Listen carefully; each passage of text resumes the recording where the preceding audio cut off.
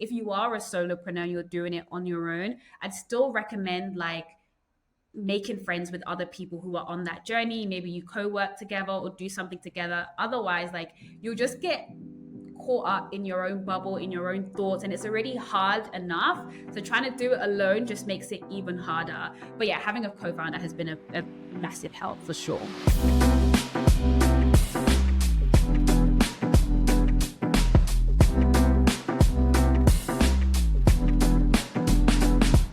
Welcome back to Black Income Creators Podcast. I'm Max, and today I'm with Lámidé Elizabeth. Lámidé, do you want to introduce yourself to our audience?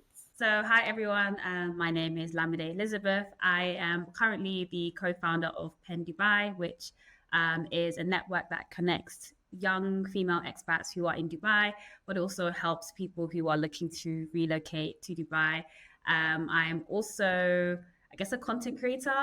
So I create content on Instagram, on YouTube, and I'm into property investing as well. And then before that, I used to work in investment banking. So I know from your Instagram that you do quite a lot of content. Just before we get into that, take us back a little bit. So I know that you started off at sort of London School of Economics and sort of investment banking. So it's quite a transition from that to sort of content creation and the Dubai project, etc. So can you sort of take us on that journey, both geographically and career-wise? So I went to LSE. I studied economic history, and I think LSE is one of those universities where people tend to go down like particular paths. So a lot of people, head into investment banking. You have a lot of people going into corporate law, some into like government, politics and stuff. But it was kind of like I wasn't really a unicorn going into investment banking from LSE. But going into investment banking, I always knew that I didn't want to stay there for too long. And it was just a for now thing as I prepared for what I wanted to do in the future. So I was at JP Morgan in London. I did my grad scheme there. And then January 2023, I moved to Dubai with Citibank, and I did investment banking there for about just over a year. And whilst I was out there, I had a lot of expats, I guess, reach out to me because Dubai is one of those cities where, 80% of the population are expats, and you get a lot of people who are moving over either by themselves or perhaps with like their husband, etc. But people don't tend to have family there. They don't tend to know very many people there. And I think there's also this perception of young women, especially young Black women as well, who are moving to Dubai, where people think that you're moving over for very crazy things, I would say. Even till now, I still get comments, even though I've kind of like documented my journey online, where people are kind of like, oh, we know what you really do in Dubai, that kind of thing. So it kind of, the professional network, which is Pen Dubai, which I might shorten it to, is just one, showcasing that, there are professional young women in Dubai who are working, traditional corporate careers, but then also allowing people to connect, etc., like I already explained. So I think at some point in last year, I just got to the point where I was like, okay, year on year so far in my career, it's every year was something different. So my first year and a half, I was working in TMT in investment banking. That was good. I had the option to stay in my team or rotate to another team. And I was one of those people who chose to rotate. The idea was that if you stayed in the same team, then obviously you already knew that team for like a year and a half, you're more likely to progress, etc. But for me, I'm like, at this point, I'm not really thinking too much about climbing up the ladder. I want to learn. And so I want to move to another team so I can understand a new portfolio. So then I moved again, did a year in that team. And then the year after that, I moved to Dubai. And so I was just like, okay, cool. Like each year I have made sure that I've continued to learn by moving. But then I got to a point where I was like, now I've learned a lot, but the stuff that I'm continuing to learn in corporate, I don't actually think that this knowledge is going to be that useful for me. So I felt like my rate of like useful learning in terms of what I wanted to do was slowing down. And so I was like, I don't want to have another year like this. I want to do something different. I want to go on another learning path again. And so that was when I decided that I was going to like leave my job and just do something crazy while I'm still in my 20s. So then I left in February of 2024. And at this point, I already had a investment property in South Africa. And I was just thinking that most people who quit their job, especially when they're young, they'll move back home because you lose a large part of your like income that is certain, right? So it makes sense to then at least have your rent, which is, biggest stress for most people, rent or whatever, your accommodation sorted. So I was like, I don't really want to move back to London. So if I move into a property that I've already fully paid off, then at least there's a certain level of stress that I don't have to go through. And then again, given that I was earning in the pound, earning in the AED, the United Arab Dirhams, and then I would be living on the rand in South Africa, it just kind of made sense that like I'd still be able to maintain a good level of life, but have more security so that I can actually focus on like the entrepreneurship side of things. So that's kind of how I've ended up in this situation, I guess. Yeah, because you're sort of talking like a pound to a dirham is like what, 4.5, 4.6, and then the rand is like 22 20 to 24. It fluctuates a lot, but yeah. So I can see actually how your money can go further, in different parts of the world. And I think that's quite interesting for people because typically they are always thinking, I can't leave my job because I won't be able to afford to stay in London, for example, or whatever, exactly, unless they move home, etc. So I think that's quite interesting. So you're in South Africa. So why South Africa? Everyone always asks this. It's so many things. I'll start with the fact that if you have grown up in the West, if you've grown up in the UK, the US, anywhere in Europe, this is the city, or South Africa in general will be the easiest place for you to assimilate to without there being a huge adjustment in what you are used to. And that is just because South Africa is the most advanced African nation. Obviously, there's a history behind that, colonial settlement, etc. But like, if I was going to get used to somewhere really quickly and not have to have a massive adjustment, South Africa is that place. So there's that. I think I'm in Johannesburg in particular, and I typically get people say, oh, why not Cape Town kind of thing. I think when it comes to like the business corporate district of Africa, of South Africa, Johannesburg is that place. It has most millionaires in Africa are in Johannesburg. I believe it has the largest Black middle class outside of the US is in Johannesburg. You have Africa's richest square mile in Johannesburg. So I felt like it was still business forward in the sense that there's still opportunities here. You can still really network here. And also Cape Town really reminded me of like being back in Europe, like it's little like England. It's very much like you still meet the same people and stuff. And I was like, no, like I actually really want to be surrounded by my people, I guess, in terms of like Black people, African people. And I think here I feel like I just kind of like fit in. Even though I'm not South African myself, I really just do feel like I fit in. So that's just like some of the reasons why I chose to be here. It's interesting because when we hear about, a lot of Americans and British people moving back to Africa, a lot of the time they're talking about places like Gambia. And for me, Gambia doesn't have the infrastructure that, I'm used to as someone who's living in the UK. So I would struggle with things like health, education, etc. I would struggle with that in the Gambia. It is still quite impoverished. And then people are talking about Kenya. I just went to Kenya in January, and it's great in terms of tech forward, etc. But again, you go there and you're like, actually on the ground, the infrastructure, whilst it's like, ex-colonial infrastructure, it's not quite as business forward as somewhere like South Africa happens to be. So although we're still dealing with a lot of the apartheid stuff, I think in South Africa you do see the banking infrastructure, the sort of, the infrastructure is there. Even when the electricity's out, you kind of still have the infrastructure there, load shedding, or it's not called load shedding anymore. It's called something else, isn't it? Like load restrictions or something like that. They've changed the terminology. Yeah, now that the DA are in. But so that's interesting. And in terms of the journey as a Black woman, were you doing it a lot of it solo? Was it a lot of the sort of traveling, etc., and exploring Dubai? You said it was through work. Was that all of that sort of solo, or was that something you did with, a group or partner? Yeah, so I moved to Dubai by myself. I moved by myself. I didn't feel as lonely because I moved And at work when I joined, it was a new division that was starting up. So everyone there had probably started like 2, 3 months ahead of me. So we were all kind of in the same boat in terms of we didn't really have that many friends here. We all kind of moved alone from all over the world: Mexico, India, Argentina, South Africa. Like we all kind of moved alone. So yeah, that didn't feel like that much of an adjustment. Um, and then moving to South Africa as well. Again, that was like a solo decision, but luckily my boyfriend works remotely, so he is able to come frequently. Um, but yeah, the decisions have been alone, and I've moved alone. Yeah, because I think that's where a lot of Black women, when they're thinking about where to go, maybe somewhere Mm. like Johannesburg may not be an option because they've heard about sort of the crime, gender-based violence, Yeah. etc. So they might be thinking about it from that perspective. But you're right when Yeah. you're sort of saying digital nomads and remote working, it doesn't matter so much. You're kind of, you can be anywhere, can't you?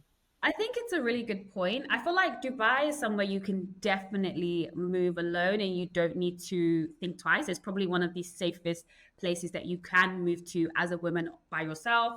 You can walk around at night, like it's super, super safe. So I think it's a really good place to relocate on your own. And I would say that South Africa is, I am a little bit more hesitant. And I'm not going to be someone who would say, yeah, definitely move like on your own. For example, like I am lucky that my boyfriend can come quite frequently, but I think there are measures that you can put in place to add more protection to yourself. So for example, for me, like I'm in an apartment building, I wouldn't be in a freestanding house by myself. I'm in an area that has, I'm in a building that has tons of security at every open point. There's security. They walk the hallways all the time. I'm also in a neighborhood that has high security and is quite safe and is quite affluent as well. And so there are measures that you can put in place to make yourself feel a little bit more comfortable. But yeah, I think it's a fair point for sure. And going back to the investment banking days, because I mean, obviously, transition from working, having that nice salary, you know, and bonuses, etc., however they work, and then moving to something where it's very much like dependent on yourself. Tell us a little bit about how that was, how that journey was. Yeah, I say how that journey is because it's definitely still a big transition. I think for me, one of the things that I have done to make this entrepreneurship journey a lot easier for me is that I established passive sources of income first. So I have one of the things I'm quite vocal on my platforms is like property investing, and having that passive income that comes in that doesn't rely on you doing anything. So it's almost as certain, if not more certain, than a job because that like I can't get like no one's gonna fire me from my property, right? I own this. The worst thing you'll get is maybe you have a tenant void, but like most of the times, like I have long-term contracts in place. So I actually do have a steady stream of income that's able to cover my basics. So I don't ever have to worry about, oh my God, I'm not going to be able to, I don't know, like live. My basics are covered through like my passive income streams. And I think that that is something that I didn't necessarily know that I was preparing it for this journey. But in hindsight, I think that's one of the best decisions that I could have made, because the worst thing, like I said before, is to be worrying about the basics. So there's that. So I feel like I have the basics covered, which is nice. But I definitely, it's still an adjustment, like knowing that you're not expecting a large, like, you know, a relatively good like lump sum every single month and you have to actively work for it.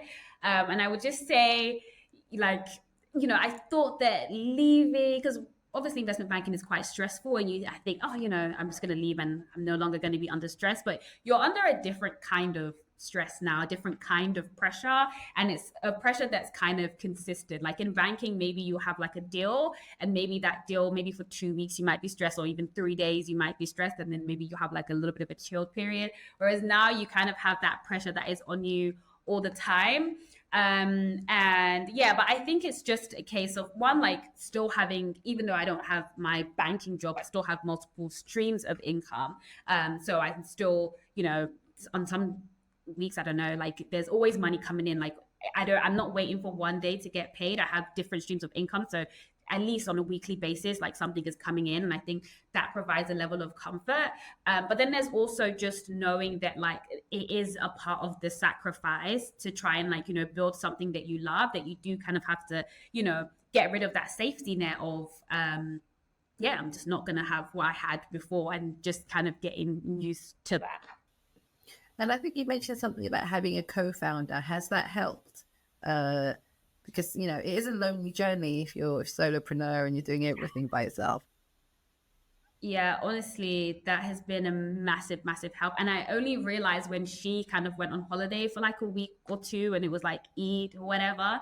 And I was doing things by myself, and I was like, oh my God, this is actually quite, not even quite, this is actually very, very lonely. And I've had a few of my friends who have gone on the entrepreneurship journey before me. I think that has also been something that has helped, like just having people who are close to you who have done the journey beforehand. Because ever since I left, like I go to like my friend and be like, oh my God, like, can I have some help with this? Or how do you think about this? And blah, blah, blah, blah. But I will say that having a co-founder is a massive help, like a massive, massive help. Just someone to be able to share the burden with, or just someone to be able to talk to on like, we speak every day, but then we'll have a meeting at least twice a day. And then we have people like contractors that we work with as well. And so having that communication is key. And I would say that if you are a solopreneur, you're doing it on your own, I'd still recommend like making friends with other people who are on that journey. Maybe you co-work together or do something together. Otherwise, like you'll just get caught up in your own bubble, in your own thoughts, and it's already hard enough.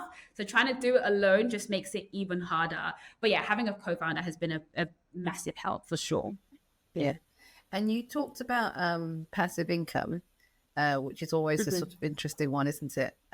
So if you could just give us a little idea. So you said that you've got different streams, haven't you? So obviously you've got pen and then you've got property. Is there anything else that I'm sort of probably investments, I'm assuming? Yeah. So there's a few things. So I have a course. I did a course when I first quit my job. I've been wanting to do a course for so long, and a lot of my like subscribers and followers have asked for like something more in depth. I never had the time. So one of the first things I did was a course, which is it's not super expensive in my opinion. It's like, but it's three figures, a 3-figure course. So I have that. I have other digital products that I had done like way before I left my job. So I have like an online store that does digital planners. That's like, it honestly sells on its own. I also have YouTube AdSense that pays. I have brand partnerships. I work with brands. I have speaking engagements that I do. Pen also generates its own funds, thankfully. Like it's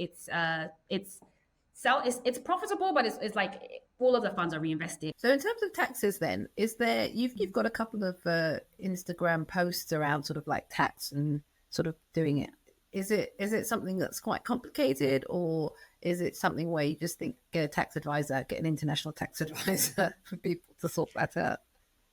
Yeah, I think you do need professionals on this because you want to stay on the right side of everything. It is quite complicated, I will say that. So my initial plan was to kind of be like a tax resident of no country in terms of like personal income tax, because technically I'm a tourist here in South Africa.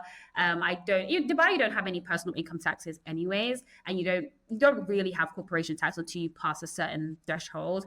And even then, like there's a lot to it. Like it depends on where your clients are, etc., etc. And then in the UK, I basically ceased to be a tax resident from when I first moved to Dubai. So my idea was kind of to like just not be a personal income tax resident anywhere. And obviously, I'd have to pay corporation tax in the UK, and we only have to file for taxes in Dubai. You don't have to pay them. But then it does get a little bit complicated, especially when you're trying to do things like buying property in the UK in particular, because then it's like, okay, then kind of what do we treat you as, and blah, blah, blah, blah. So I definitely recommend seeing a tax advisor, because there's even little things like the number of days you stay in a country that's going to affect like what your tax residency status actually is.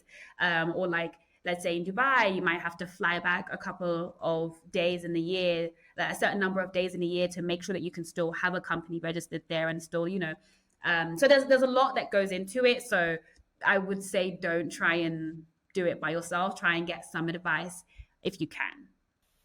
Yeah, I think that's I think that's the thing, is to get the advice in advance rather than doing it. So I know a lot of digital nomads, and they sort of do that country hop, 90 days typically, and then they're Mhm. out and they're whatever. But then where is their business registered, and how is their business registered? In terms of Yeah. property, you mentioned around sort of, sort of like, how do they treat you? So if you're buying a property in the UK as a foreigner, is it treated differently to if you're UK citizen?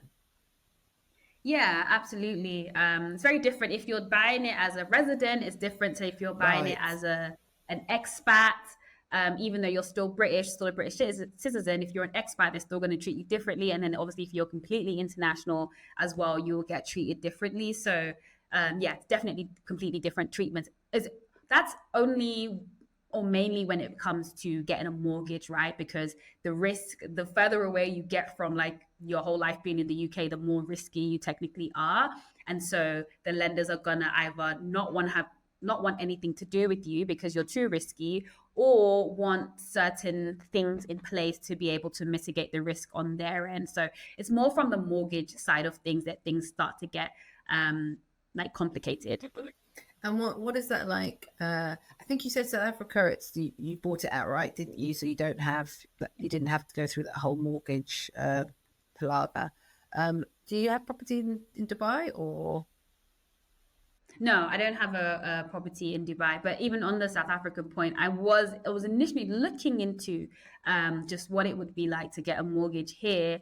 But like I was just saying, it gets so complicated when you're trying to like lend in a jurisdiction that you don't have any particular ties to. So that was why I eventually just went the cash route, because I was like, okay, there's just too many requirements, too many loops I need to jump through. So to just kind of simplify the process, I was like, okay, I'm just going to go for full on the cash. But yeah, Dubai, I don't have a property yet, mainly because it's just, while I'm still like bouncing around, it's just not. So for example, like knowing that I was going to leave and come here, or leave my job, like if you don't have a job, then getting a mortgage or whatever is a completely different situation, right?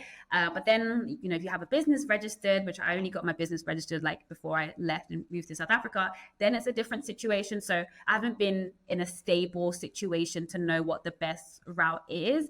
And then if I am going to go for the cash route, then obviously it's a lot more expensive to buy a property in cash in Dubai. So that's going to take a lot more than it was to kind of get a property in cash in South Africa. So there's a lot to kind of figure out. And I don't like to rush into any situation, because especially when it comes to property where you have to put down quite a substantial amount, you want to get your strategy right.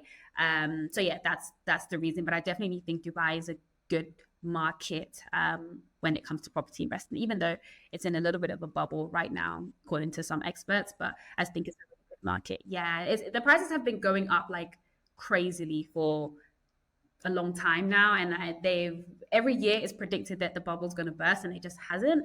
So you don't know if it's a good thing, or if we're going to have a massive bubble burst. But yeah, it's a growing market, I I think guess it is depends what I on would say. who is buying there. So if it's expats predominantly, then I don't think that's an issue. But if they're Mhm. saying it's local, who is buying, I think it would be like how I would determine whether or not I thought the bubble was about to burst. Do you see what I mean? It's like, is that stream Mhm. of people suddenly going to stop?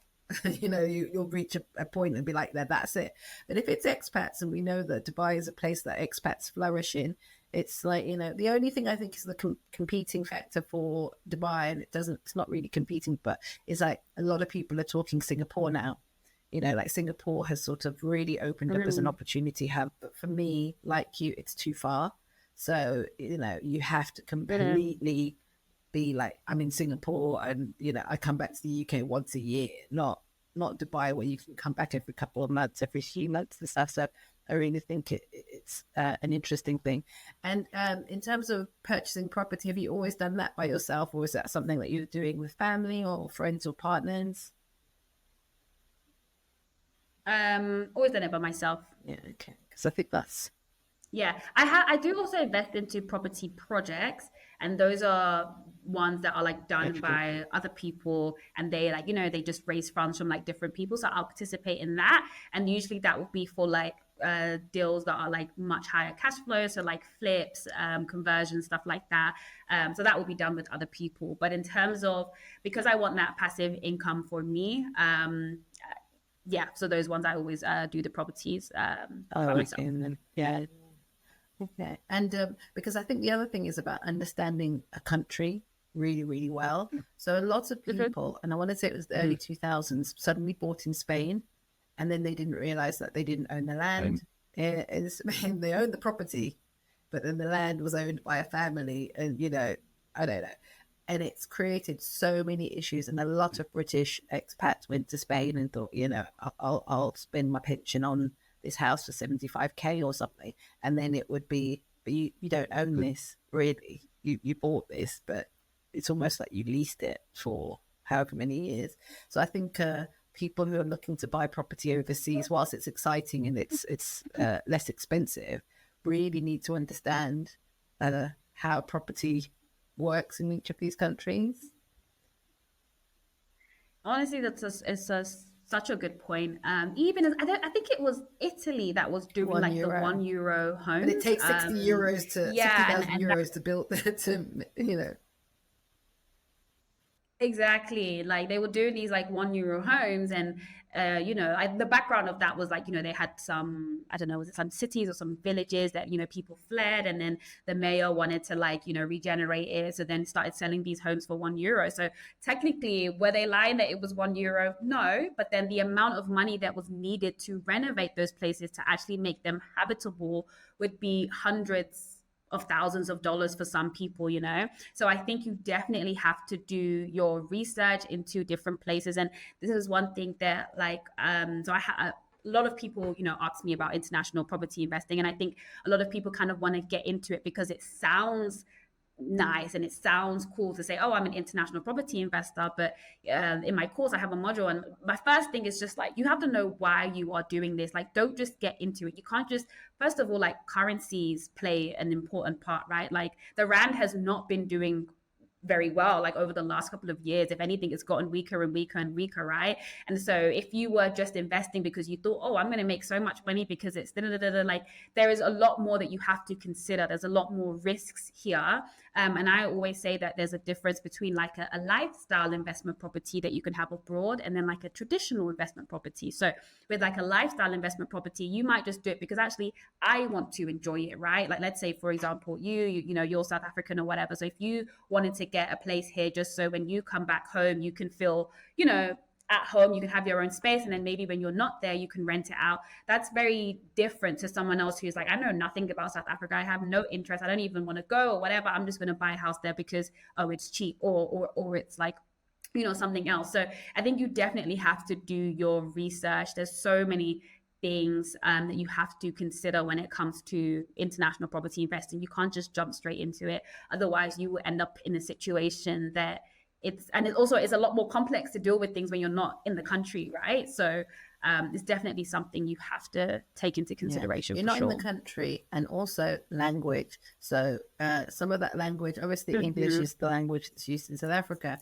but some of that language is implied, underneath when you're meeting with estate agents. It's a different conversation to estate agents in the UK. They've got different styles of, how they sell, what they're really saying behind it. And I know a friend of mine had a property in Slovakia, and it took forever to sell because he just didn't understand how there was a cultural nuance around selling property, and he wasn't there often enough to have learned it. So it just became this thing where people wanted to talk about it for about a few months and sort of like, I don't know, and he was just like, yes or no, very, like, do you want the property or don't you? And they wanted to sort of like, let's come over for dinner, let's have a conversation. They wanted to be your friend, and sort of, so it was a very different thing. And the same guy had a property in France, and yeah, it was just French law around property is quite complicated. So I think, people getting advice, whether it's tax, legal, etc., is really, really important. I think they forget, they just watch a place in the sun, and think, oh yeah, it's really easy to to buy that.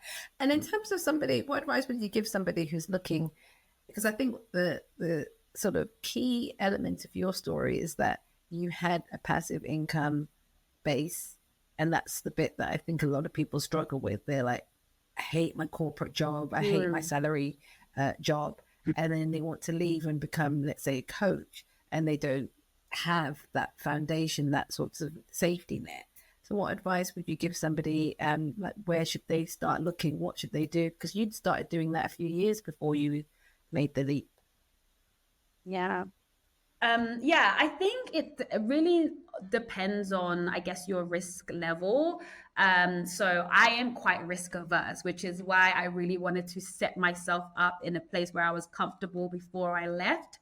Whereas I have some friends who are, they are very risk seeking. So they have left. They didn't have necessarily the same sort of like passive income setup that I had. They had a business idea that was working, and they just kind of went for it. So I think it depends on your, your risk level. But if you were, say, like maybe you wanted to do something similar to me where you had a certain level of like assurance before you left, I definitely say that don't get started early, because a lot of people are like, okay, I'll start a side hustle once I leave my corporate job. But doing it whilst you still have that corporate job will allow you to build up the confidence to know that I can make money by myself. I can make money outside of my corporate job. And I think because I started that, just before I started my corporate job. So my last year of university was when I got on social media and started doing YouTube and creating digital products and stuff.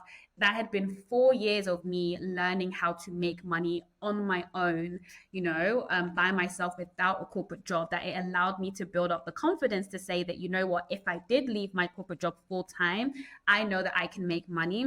And I think some people might say like, oh, let your side hustle make more than your corporate job before you leave. But I would say I don't necessarily agree with that, because sometimes you don't have the time to allow your side hustle to make more than your corporate job, because you're given 5 days out of 7 to your job, and maybe you're only just given 1 day to your side hustle. Is it ever really going to overtake your main full-time job? But if you can see that on certain months, right, or like with the time that you were applying to it, let's say you're giving it 10 hours and you're able to make a certain amount, so then you can kind of scale it up and say, okay, well, if I was to give it 60 hours, then what is that going to look like, right? And then you can get your confidence through that. But what I will say is that if you do want to do this and you want to do it young, you need to get good with money now. Like, that's my advice, right? I would say that you need to get good with your savings and your investing now, because a lot of people like you are living neck and neck with like their income and their expenses. You're spending all the money that you're making, etc. It's going to be harder for you to build up that I quit fund or that emergency fund, or to start getting invested if you're spending all of your money on, if your priorities basically just aren't that, right? I prioritize this. So one of the things that I always say, that in my 20s, my focus coming into it was like, I just want to focus on assets and I don't want any liabilities. I sacrificed not getting a car. I've never had a car. I've had my license since university. I've never had a car because I'm like, I don't want to have any liabilities. When I bought my first property, I was living at home in a very tiny room. I had the smallest room at home, and my income had a massive boost, but I still didn't go and say, oh, I want to go get a fancy apartment in Canary Wharf like a lot of my colleagues did. I'm not saying that's a bad thing, but that's what they wanted to do. I sacrificed and said, I'm going to stay at home because I want to save my money so I can build up either investments or passive income streams to give me the confidence to do what I want to do in the future. So I would say if you actually want to do it, you definitely need to prioritize it and make it a goal. And one of the things that I always told myself going into corporate was that a lot of people around me whilst I was working, and I think even on my internship was the first time I actually realized this, is that you will hear a lot of people say, oh, I really wish I could do XYZ, or I'd want to be, like you were saying, a yoga instructor, or I want to go and do theater and all of these things. But no one, people don't take action on it. They just say it because it sounds whatever. Maybe that's really what they want to do, but they don't take action on it. And the difference between the people who actually do the things that they say they want to do and the people who just talk about it is, you take action. You actually create a plan. Okay, this is what my strategy is going to be. This is what my exit strategy is going to look like. So that's kind of what I would say to whoever wants to, do something similar. Thank you. That's useful. And in terms of how people find you, what's the best ways? I'd say Instagram, YouTube, LinkedIn, Lámidé Elizabeth. I'm not really on TikTok as much. I do have a TikTok, but Lámidé Elizabeth on YouTube, Instagram, and LinkedIn.